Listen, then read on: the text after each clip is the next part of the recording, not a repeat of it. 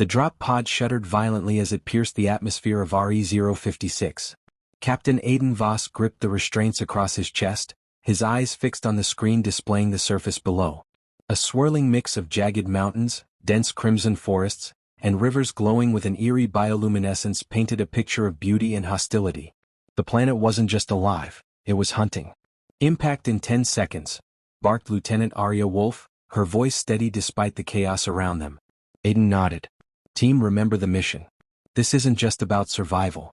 It's about proving we belong in the stars." A chorus of acknowledgments crackled through the comms. They were the best humanity had to offer, trained for years for missions like this. But even Aiden couldn't shake the unease that crawled up his spine. RE-056 wasn't just another hostile world, it was classified as a Deathworld, a designation given to planets where survival odds for advanced civilizations were near zero. The pod slammed into the ground, throwing up a cloud of ash and dust.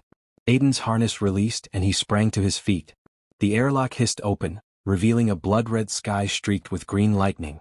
The smell of sulfur and decay assaulted his senses. "Move out," Aiden commanded, stepping into the alien terrain. The team spread into a defensive formation, their armored boots crunching against the brittle, glass-like soil. They carried state-of-the-art rifles, each equipped with adaptive ammunition capable of responding to unknown threats. The mission was straightforward on paper: establish an outpost and secure a foothold on RE-056. But nothing about this world promised simplicity. The first few hours were spent setting up the beacon. Aiden watched as Specialist Dana Greaves and Engineer Marco Lynn worked swiftly, their hands steady despite the occasional distant screech of some unseen predator. The beacon was humanity's lifeline, a signal to Earth for reinforcements and supplies. Without it, they were stranded. "Beacon's operational," Greaves reported, her voice clipped. "Good," Aiden said. He activated his comms. "Earth Command, this is Torch Team. We've landed on RE-056. Beacon is lit." Static greeted him. The thick, electromagnetic storms that constantly churned through the atmosphere were making communication nearly impossible. "Let's hope they got that," Wolf muttered. As the sun dipped below the horizon, the crimson forest began to glow faintly, casting an otherworldly light across the landscape. Aiden ordered the team to set up a temporary camp.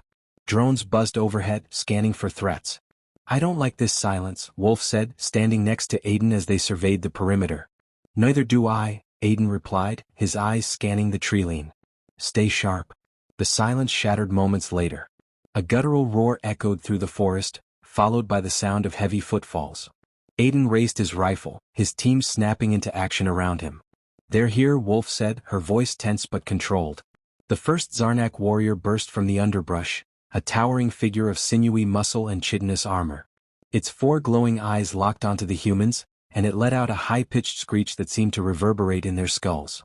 Behind it, more Zarnak emerged, each carrying weapons that hummed with lethal energy. "Engage," Aiden shouted, firing the first shot. The battle was chaos. The Zarnak moved with terrifying speed, their weapons slicing through the darkness with beams of light that melted rock. Aiden's team responded with precision, their bullets finding weak points in the aliens' natural armor. Wolf's voice cut through the comms. "Captain, 3 on the left flank." "I see them."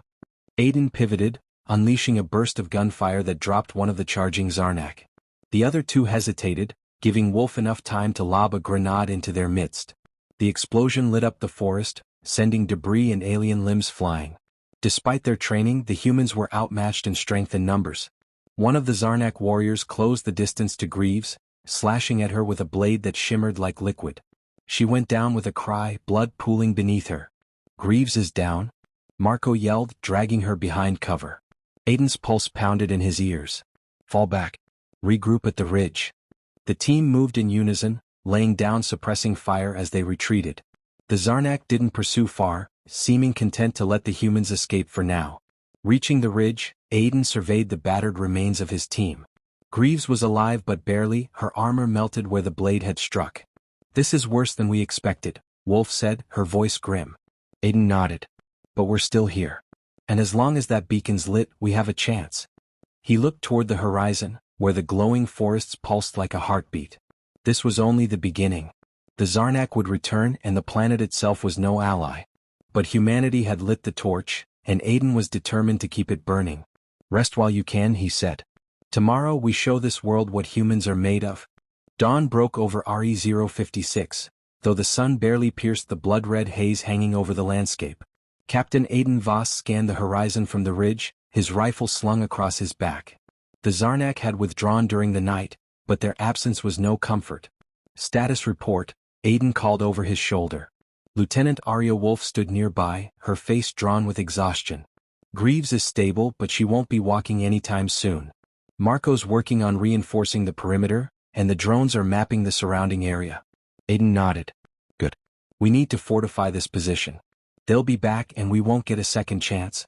Despite the temporary reprieve, the planet itself seemed determined to finish what the Zarnak had started. Within hours, acidic rain began to fall, hissing against their armor and eating into the exposed metal of their equipment.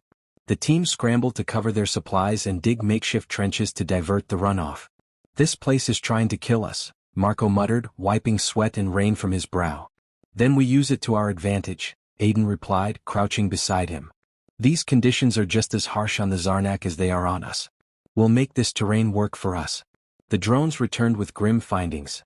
The Zarnak were amassing for a larger assault, their forces gathering just beyond the treeline. Worse, the dense vegetation concealed their numbers. They're not wasting time, Wolf said, studying the data. We need to act fast. Aiden nodded. We'll set traps along their approach. Marco, I need you to rig explosives from whatever we have left. Wolf, coordinate with the drones to identify choke points. If they want to come at us, we'll make them pay for every step. The team worked tirelessly, laying charges in the dense underbrush and using the planet's hostile environment to their advantage. Spiked plants with venomous barbs were repositioned to funnel the enemy into kill zones. Streams of corrosive water were diverted to weaken the ground beneath likely paths. By the time the Zarnak attacked, the humans were ready. The first wave came with a deafening roar, the alien warriors charging through the underbrush. Aiden triggered the explosives, and the forest erupted in fire and shrapnel. Several Zarnak fell, their carapaces shattered, but more surged forward, undeterred. Focus fire. Aiden shouted, his rifle barking as he took down a warrior aiming for Marco. The traps slowed the Zarnak but didn't stop them.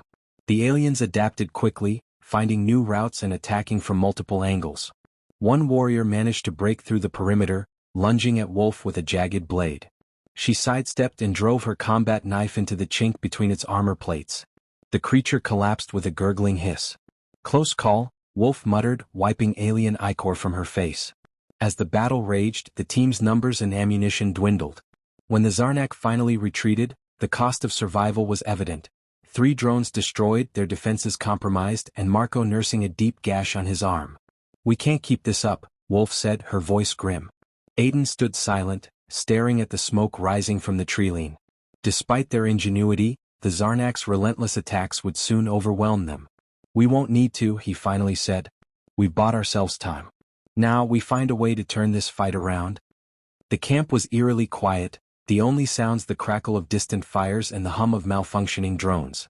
Captain Aiden Voss sat on a rock, his rifle across his knees, staring at the blood-red horizon. They had survived another Zarnak assault, but barely. Supplies were dwindling and morale was stretched thin. Lieutenant Arya Wolf approached, her movements heavy with exhaustion. Marco's patched up as best as he can be. Greaves is still out, but stable? She hesitated. We've got maybe a day's worth of rations left, and the Zarnak are regrouping? Aiden nodded, his jaw tight. We can't wait for reinforcements. If we stay defensive, they'll grind us into dust. Wolf frowned. Then what's the plan? We take the fight to them, Aiden said, standing. The drones picked up something yesterday, an energy source about 5 clicks from here. It's their mobile command center. If we destroy it, we cripple their operations on this planet. Wolf's eyebrows shot up. A direct assault? With what? Half a squad and scavenged explosives? Aiden met her gaze. It's our only chance. If we hit them hard and fast, we might catch them off guard. She studied him for a long moment, then nodded. I'll get the team ready. The journey to the Zarnak command center was grueling. The crimson forest seemed alive, vines curling toward the team as they passed, and the oppressive heat sapped their strength. But Aiden pushed forward, leading his people through the hostile terrain. By the time they reached the command center, the team was exhausted but determined. From their vantage point atop a rocky outcrop, they saw the Zarnak base, a cluster of sleek angular structures surrounded by sentries. At the center was the mobile command unit, its pulsating core emitting a faint hum. Looks heavily guarded, Wolf whispered. Which means it's important, Aiden replied. He outlined the plan. Marco plant charges on the core. Wolf and I will provide cover. When the charges go off we retreat. No heroics. Marco smirked weakly. You say that like we have a choice. The team moved into position. Wolf picked off a sentry with a single shot, and chaos erupted. Zarnak warriors poured out of the surrounding structures, their guttural cries piercing the air. Aiden and Wolf laid down suppressing fire, drawing attention away from Marco as he sprinted toward the core. The Zarnak advanced relentlessly, their glowing eyes unblinking as they closed the distance. Move faster, Marco! Wolf yelled, gunning down another warrior. Marco reached the core and slammed the charges into place. It's set. 30 seconds, he shouted, retreating under a hail of enemy fire. Aiden covered his retreat, his rifle barrel glowing red-hot. Fall back. The explosion tore through the base, a blinding light followed by a deafening shockwave. The Zarnak warriors froze, their coordination faltering as the destruction of the command center rippled through their ranks. As the team retreated into the forest, Aiden glanced back at the burning wreckage. For the first time the Zarnak seemed uncertain. We did it, Wolf said, her voice breathless but triumphant. Aiden nodded. It's not over, but we've shown them what humanity can do. The beacon pulsed steadily against the darkened sky, its rhythmic glow a reminder of hope. Captain Aiden Voss sat at the edge of the camp, his armor battered, his rifle propped against a rock beside him. Around him, the remnants of his team worked in silence, their movements slow and weary. Though they had survived the assault on the Zarnak command center, the cost was clear on their faces. Lieutenant Arya Wolf crouched beside him, her usually sharp eyes dulled by fatigue. Drones report minimal Zarnak movement in the area. Looks like they're pulling back. Aiden exhaled, the tension in his shoulders easing slightly. Good. That explosion must have hit harder than we thought. They weren't expecting us to fight back like that, Wolf said, a faint smile tugging at the corner of her mouth. They probably thought we'd roll over and die. That's not who we are, Aiden replied, his tone firm. Not humans. We adapt. We endure. The distant hum of engines interrupted their conversation. Aiden's heart leapt as he rose to his feet, scanning the horizon. Moments later, sleek metallic shapes pierced the sky, Earth's reinforcements. They came, Wolf whispered, relief washing over her. The ships descended quickly, their engines kicking up waves of ash and dust. Human soldiers poured out, their advanced equipment gleaming in stark contrast to Aiden's battered team. A commander approached, his crisp uniform unblemished. Captain Voss, the man said, saluting. We've been monitoring your signal. Reinforcements are here, and the Zarnak will be dealt with. Aiden returned the salute, his expression hard. We've already dealt them a blow. But don't underestimate them, or this planet. He gestured to the beacon. The torch is lit. This is our foothold. As the reinforcements began to establish a permanent base, Aiden's team was escorted to a makeshift infirmary. Medics tended to Greaves and Marco while Wolf supervised, her usual sharp demeanor softened with exhaustion. Later, Aiden stood at the edge of the camp, gazing at the distant crimson forests. The battle had been won, but the scars remained. His thoughts drifted to the fallen, those who had sacrificed everything to make this victory possible. Wolf joined him, her voice low. We did something incredible here. You think they'll remember it? They'll remember, Aiden said, his tone resolute. And not just us.